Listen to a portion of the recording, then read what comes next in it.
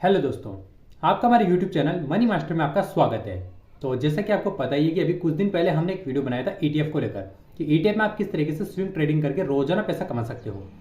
तो लोगों को वीडियो काफ़ी पसंद आया था और इस वीडियो में हमने आपको बताया था कि हम हर एक ETF का रिव्यू करके आपको दिखाएंगे कि कौन सा ETF किस तरीके से काम करता है, कि इसका पोर्टफोलियो में कितने शेयर्स हैं, इसका एक्सपेंस रेशियो कितना है, इसका परफॉर्मेंस कैसा रहा है, ये कितना रिस्की है, इसके बारे में हम सारी बात करेंगे। तो हम रोज हर एक वीडियो में एक ETF के बारे में बात करेंगे। तो जो आज हम बात करने वाले हैं CPSE ETF के बारे में, यानी कि अगर आप इस ETF को खरीदना चाहते हो तो आप इस रिव्यू को एक बार पूरा जरूर देखना। उसके बाद आपको अच्छे से पता चल जाएगा कि ये वाला ETF किस तरीके से काम करता है और ये आपके लिए खरीदना सही भी है या फिर नहीं। आप इस वीडियो के बाद इस बात का फैसला ले पाओगे। तो इस तरीके से हम हमेशा हर एक ETF को लेकर एक वीडियो लाते रहेंगे जिससे आपको हर एक ETF की पूरी जानकारी मिल जाए। तो वीडियो शुरू करते हैं और बात करते हैं हम CPSE ETF की। आपको स्क्रीन पर CPSE ETF का चार्ट पैटर्न दिखाई दे रहा होगा और अब हम यहाँ पर देखने वाले हैं सबसे पहले परफॉर्मेंस, कि इस ETF का परफॉर्मेंस अब तक कैसा रहा है। और अभी जो टाइम चल रहा है वो है मार्च 2024 का। तो जो भी परफॉर्मेंस आप देखोगे ये मार्च 2024 के हिसाब से ही होगी। तो इस हिसाब से आप इसका अंदाज़ा लगा सकते हो कि ये ETF किस तरीके से इसने अभी तक काम किया है और किस तरीके से रिटर्न दिए हैं। तो देखिए, जो इस वक्त आपको एक दिन का दिख रहा होगा, या तो इसमें भी गिरावट का माहौल चल रहा है मार्च में। तो इस वक्त इसके ETF में भी गिरावट हमें देखने को मिल रही है। तो पिछले दिखा देता हूँ आपको एक बार। ये देखिए, पिछले 5 दिन में इसमें हमें 9% की गिरावट देखने को मिली है और पिछले एक महीने की बात करें तो इसमें -5% की, और वहीं 6 महीने की बात करें तो 6 महीने में इसने 44% का रिटर्न दिया है। हालांकि रिटर्न थोड़ा ज़्यादा था, पर आपको पता है कि अभी गिरावट आई है जिसकी वजह से रिटर्न थोड़ा कम हो गया है। और वहीं बात कर लेते हैं हम पिछले एक साल की। तो एक साल में आप अच्छे से देख सकते हो इसने तकरीबन पैसा डबल ही कर दिया है। 92% आपको यहाँ पे दिख रहा होगा। तो यानी कि जिन्होंने भी CPSE ETF को एक साल पहले ख़रीदा होगा तो उनका पैसा एक तरीके से उनका पैसा दुगना हो चुका है। यानी कि जिन्होंने इसमें 1 लाख लगाए होंगे उनके 2 लाख बन गए होंगे, क्योंकि 92% का रिटर्न आपको यहाँ दिख रहा है। और वहीं अगर हम पिछले 5 साल का देखते हैं तो पिछले 5 साल में आप अच्छे से देख सकते हो इसने 189% का रिटर्न दिया है, जो कि काफ़ी अच्छा है। और देखा जाए तो ETF में रिस्क कितना रहता भी नहीं है, तो जिसकी वजह से ये और भी ज़्यादा अच्छा है। एक बार हम मैक्सिमम कर लेते हैं। तो पूरा मैक्सिमम यानी जिन्होंने स्टार्टिंग से ही इसमें इन्वेस्टिंग कर रखी है तो उनको 294% का यानी कि रिटर्न मिल रहा है। और हम देख लेते हैं इसको कितना टाइम हुआ इस ETF को आए हुए। तकरीबन ये ETF आया था 2014 में। तो 14 का मतलब अभी तक हम देख सकते हैं 2024 के हिसाब से तकरीबन इस ETF को आए 10 साल हो चुके हैं। तो पिछले 10 साल में इसने आपका पैसा 3 गुना कर दिया है। 294 मतलब आप समझ सकते हो 300 ही समझ लो, क्योंकि थोड़ा सा अभी डाउन हो गया है। तो 300% ही इसने एक तरह से रिटर्न दिया है, यानी कि 10 साल में पैसा कर दिया 3 गुना। तो मुझे नहीं लगता है कोई ख़राब चीज़ है, वो भी बिना किसी रिस्क के। आप देख सकते हो चार्ट पैटर्न में कोई ज़्यादा बड़ी गिरावट हमें कहीं पर भी देखने को नहीं मिल रही है। देखिए किस तरीके से लगातार ये बस छोटा मोटा चुटपुट आपको देखने को मिल रहा होगा, बाकी लगातार ये ऊपर की तरफ ही जा रहा है। तो 10 साल में 3 गुना पैसा कर देना बहुत बड़ी बात है। और सबसे बड़ी बात, इसमें रिस्क काफ़ी कम रहता है। तो ये तो हो गया इसका चार्ट पैटर्न। अब हम बात करते हैं इसकी दूसरी परफॉर्मेंस की, बात कर लेते हैं एक बार। तो अभी तक हमने जो परफॉर्मेंस देखी है CPSE ETF की परफॉर्मेंस मैंने आपको दिखा दी कि किस तरीके से उसने रिटर्न दिए हैं। अब एक बार मैं आपको निफ्टी 50 के साथ भी इसका कंपैरिजन दिखा देता हूँ, जो कि बहुत ज़रूरी है देखना। तो देखिए, जो आपको नीली वाली लाइन दिख रही है ये तो है CPSE ETF की, तो आपको समझ जाओगे कि किस तरीके से परफॉर्मेंस दे रहा है। और ये जो पीली लाइन दिख रही है आपको थोड़ी सी, तो ये है निफ्टी की, तो जो कि निफ्टी 50 का है। तो इस हिसाब से आप दोनों का कंपेरिजन कर सकते हो। तो देखते हैं, तो ये पिछले 6 महीने का मैंने लगा दिया है चार्ट पैटर्न। तो 6 महीने में देखिए निफ्टी ने किस तरीके से रिटर्न दिए हैं और CPSE ETF ने किस तरीके से रिटर्न दिए, यानी कि बिल्कुल ऊपर की तरफ गया है। तो यहाँ पर CPSE जीत जाता है। और हम एक साल की बात करते हैं तो ये एक साल में देखिए, तो शुरुआत में मई 2023 में तकरीबन ये सारे एक जैसा रिटर्न दे रहे थे। पर यहाँ पर जैसे ही यानी कि जो अगस्त के महीने के यहाँ से तेज़ी आना शुरू होती है CPSE में, और ये लगातार ऊपर की तरफ जाता है और निफ्टी देखिए उसके नीचे रह जाता है। तो इस हिसाब से यहाँ पर भी CPSE जीत जाता है। और बात करते हैं पिछले 5 साल की, तो आप ये देखिए एक बार 5 साल का भी दिखा देता हूँ मैं आपको। तो पिछले 5 साल में तकरीबन दोनों एक जैसे ही चले, निफ्टी 50 और CPSE दोनों तकरीबन एक जैसा परफॉर्मेंस दिया है। लेकिन ये लास्ट में जैसे 2024 आते आते CPSE अचानक से तेज़ी आती है और ये ऊपर की तरफ चला जाता है। और कुल मिला के जो पूरा परफॉर्मेंस देखिए ये है अभी तक का परफॉर्मेंस जब से ETF रिलीज़ हुआ है, और तब से आप निफ्टी 50 का भी देख सकते हो, दोनों का साथ दिया हुआ है। तो दोनों ये तकरीबन एक जैसे चल रहे हैं। यहाँ पर बीच में मई 2020 में यानी लॉकडाउन के बाद निफ्टी काफ़ी तेज़ी है निफ्टी में, और यहाँ पर CPSE में भी हमें तेज़ी देखने को मिली, लगातार ऊपर की तरफ जाता गया। और 2024 आते आते तो CPSE ETF से यानी कि निफ्टी 50 के रिटर्न से भी ऊपर चला गया। ये आप देख पा रहे होंगे। तो आपने ये निफ्टी 50 के साथ CPSE का कंपैरिजन देख लिया है, ठीक है। अब हम दूसरी चीज़ें भी देख लेते हैं। अब हम एक बार रिटर्न देख लेते हैं कि किस तरीके से अगर आपने इसमें 10,000 रुपये इन्वेस्ट किए होते CPSE ETF में तो आपको किस हिसाब से रिटर्न मिलते। एक सप्ताह पहले, ये वीडियो मैं बना रहा हूँ 15 मार्च 2024 को, तो उस हिसाब से ही है। एक सप्ताह पहले अगर आपने इसमें 10,000 रुपये डाले होते तो अभी ये बन चुके होते 9,086 रुपये, क्योंकि इसमें देखिए -9% की गिरावट आ चुकी है। तो यहाँ पर ये पैसा थोड़ा कम हो जाता। एक हफ्ते पहले, एक महीने पहले आपने 10,000 डाले होते तो वो बन जाते 9,375 रुपये, यानी कि वो भी कम हो जाते हैं, क्योंकि एक महीने के अंदर 6% की गिरावट आई है। और वहीं 3 महीने पहले डाले होते तो वो अभी तक बन जाते 11,838 रुपये, यानी कि 18% का रिटर्न आपको मिल जाता 3 महीने के अंदर। तो 3 महीने में 18% का पैसा है। 6 महीने पहले तो अगर आपने पैसा डाला होता 10,000 तो वो बन जाते 14,000, 46% का रिटर्न, जो कि काफ़ी अच्छा है। और वहीं आपने 1 जनवरी से डाला होता तो वो अभी तक 11,000 रुपये बन जाते, 11,346 रुपये, 13% के हिसाब से। एक साल पहले अगर आपने यही डाला होता पैसा तो वो अभी तक बन जाता 19,000 रुपये, एक साल पहले, यानी कि 90% का रिटर्न। एक तरीके से कहा तो एक साल में पैसा डबल हो गया, मैंने आपको पहले बताया था ऐसे ही। और वहीं 2 साल में आपके 10,000 बन जाते 23,000 रुपये, और यानी कि 133% का रिटर्न। और 3 साल पहले अगर डाले होते तो वो बन जाते 31,694 रुपये, यानी कि 216% का रिटर्न।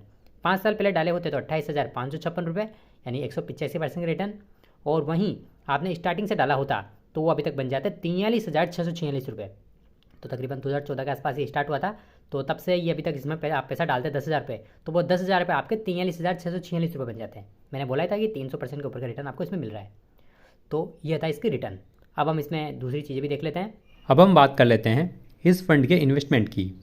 तो जैसा कि आपको स्क्रीन पर दिख रहा होगा कि 73.71% इन्होंने लार्ज कैप में इन्वेस्ट कर रखा है CPSE ETF में, यानी कि 73% लार्ज कैप में। और आप जानते हो लार्ज कैप ज़्यादातर कंपनियाँ बड़ी होती है, बहुत बड़ी बड़ी कंपनियाँ होती है। और 22.18% है मिड कैप में, और 2.38% स्मॉल कैप में। और एक और बड़ी बात आपको मैं बता देता हूँ, इन्होंने जिन भी कंपनियों में इन्वेस्टमेंट कर रखा है वो सारी सरकारी कंपनियाँ हैं, यानी कि इनमें से कोई भी प्राइवेट कंपनी नहीं है, सभी में सरकारी शेयर हैं, यानी कि सरकार की हिस्सेदारी है। तो मैं आपको फिर से क्लियर कर देता हूँ, ये इनका पोर्टफोलियो सरकारी कंपनियों का पोर्टफोलियो है। अब मैं आपको एक बार इनका पोर्टफोलियो भी दिखा देता हूँ। तो अब हम बात कर लेते हैं CPSE ETF के पोर्टफोलियो के बारे में।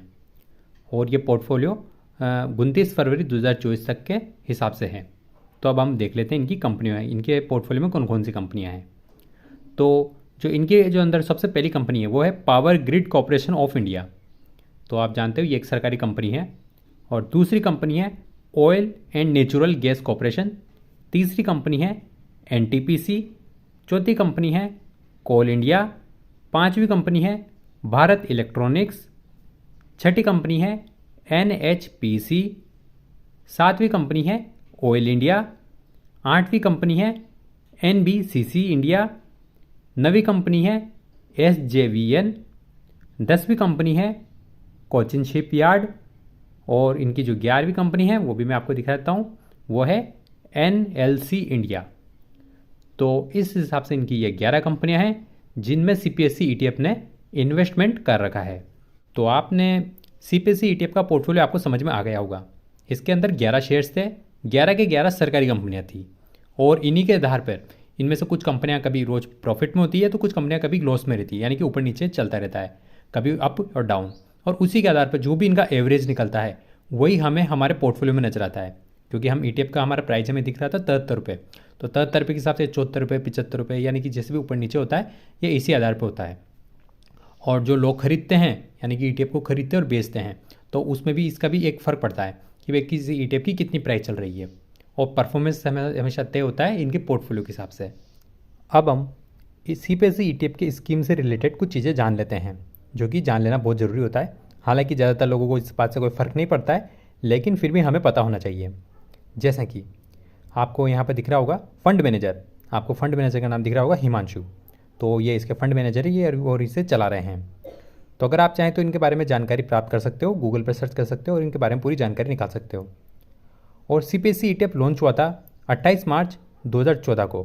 तो जैसे कि मैंने आपको पहले ही बता दिया, यह नहीं तकरीबन इसको 10 साल हो चुके हैं। 28 मार्च 2014 को ये लॉन्च हुआ था। और इसका एक्सपेंस रेशियो है 0.05 एज डिक्लेयर्ड ऑन 29 फरवरी 2024, यानी कि आखिरी बार जो इसका रिव्यू हुआ था वो 29 फरवरी 2024 था। और 0.05 का इसका एक्सपेंस रेशियो है। अब एक्सपेंस रेशियो क्या होता है शायद आपको कई लोगों को पता नहीं होगा, तो मैं आपको बता देता हूँ। साल में एक बार थोड़ा बहुत जो भी आप इन्वेस्टमेंट करते हो उसमें से थोड़ा बहुत अमाउंट काट लिया जाता है इन फंड मैनेजर वालों की तरफ से, यानी कि जो कंपनी इसे चला रही है वो थोड़ा सा अमाउंट काट लेती है इसे चलाने के लिए। तो इसका जो एक्सपेंस रेशियो है वो है 0.05%, जो कि बहुत ही कम है। क्योंकि अगर आप म्यूचुअल फंड करते हो तो आपको पता होगा कि म्यूचुअल फंड कंपनी में भी एक्सपेंस रेशियो होता है 0.10, 0.20, 0.30, 0.50, कुछ भी हो सकता है। मतलब हर फंड का अलग अलग एक्सपेंस रेशियो होता है। तो उतना हर साल आपका अमाउंट काट लिया जाता है आपके पोर्टफोलियो में से। तो सेम यहाँ पर भी ऐसा ही होता है, ETF में भी बिल्कुल वैसा ही होता है। पर ETF में एक अच्छी बात है कि यहाँ पर एक्सपेंस रेशियो बहुत ही कम होता है, जिस वजह से हमारा पैसा बहुत कम जाता है और जब भी रिटर्न मिलता है हमें बहुत अच्छे रिटर्न मिलते हैं। तो यहाँ पर एक्सपेंस रेशियो याद रख लीजिएगा 0.05% है। और इसका बेंचमार्क आपको पता ही है निफ्टी CPSE। तो और मिनिमम SIP अमाउंट है आप, यानी कि इसमें SIP नहीं कर सकते। तो अब आप समझ गए होंगे। तो इसमें इस तरह से अगर देखा जाए, और रही बात एग्जिट लोड की, तो इसमें कोई एग्जिट लोड नहीं है जैसे म्यूचुअल फंड में होता है। यानी जैसे आपको पता है कि म्यूचुअल फंड में 1 साल से पहले अगर हम हमारा पैसा वापस बाहर निकालते हैं तो उस पर एग्जिट लोड लगता है, यानी कि कुछ पैसा लगता है एक्स्ट्रा, वो 1% के आसपास होता है ज़्यादातर, तो वो लगता है। पर इसमें ऐसा कुछ भी नहीं है, आप इसमें खुल के आप कब जब चाहें, जब हो सकता है आज ही खरीदें और कल ही बेच दें, कोई फ़र्क नहीं पड़ता है। सिर्फ एक्सपेंस रेशियो है जो कि आपको एक बार साल में देना पड़ता है।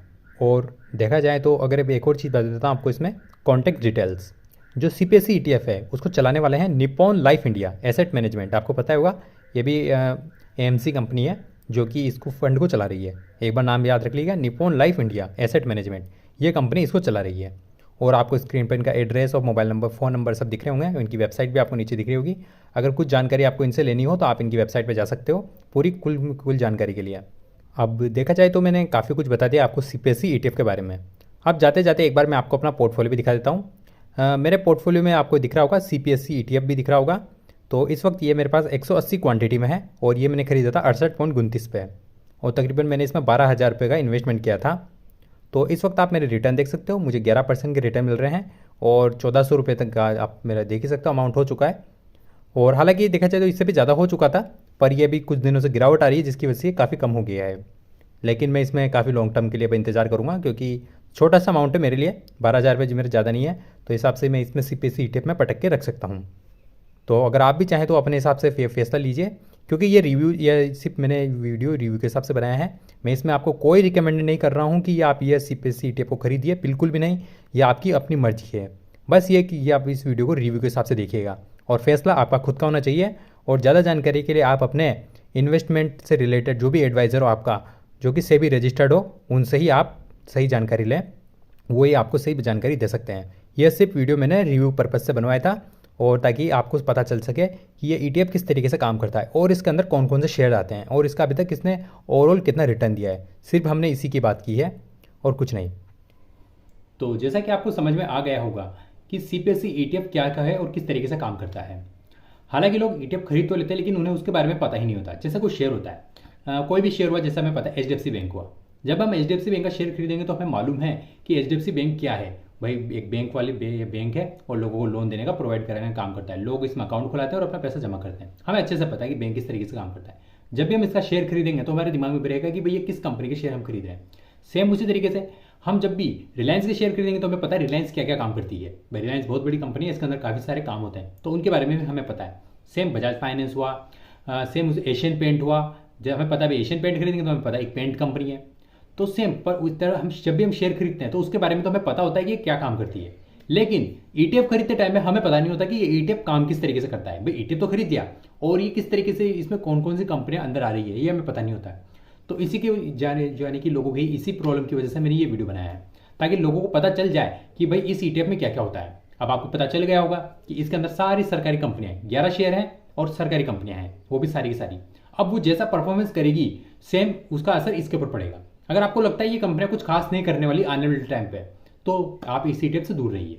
और आपको लगता है ये आने वाले टाइम पे ये पूरा एक सरकारी कंपनियों का पोर्टफोलियो कुछ कर सकता है, बड़ा आने वाले टाइम पे अच्छे रिटर्न दे सकता है, यानी कि शेयर जैसे ऊपर जाएंगे तो आपका ETF भी ऊपर ही जाएगा, और वो शेयर नीचे आएंगे तो आपका ETF भी नीचे आएगा। आप समझ गए होंगे ETF इस तरीके से काम करता है।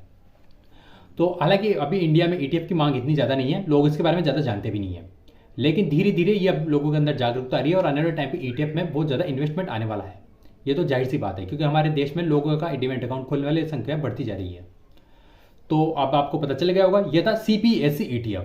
तो इसके बारे में जो भी आपको मन में कन्फ्यूजन हो अगर और भी, तो आप मुझे कमेंट बॉक्स में लिख दीजिएगा। जितना मुझे पता होगा उतना मैं आपको बताने की कोशिश करूँगा। और अगली बार फिर मिलेंगे, हम किसी दूसरे ETF के बारे में बात करेंगे, कोई भी जिसके बारे में आपको जानकारी देंगे और बताएंगे कि उसके अंदर कौन कौन से शेयर्स आते हैं। तो आज के लिए इतना ही, अगली बार फिर मिलेंगे हम किसी ऐसे नई वीडियो के साथ। तब तक के लिए गुड बाय।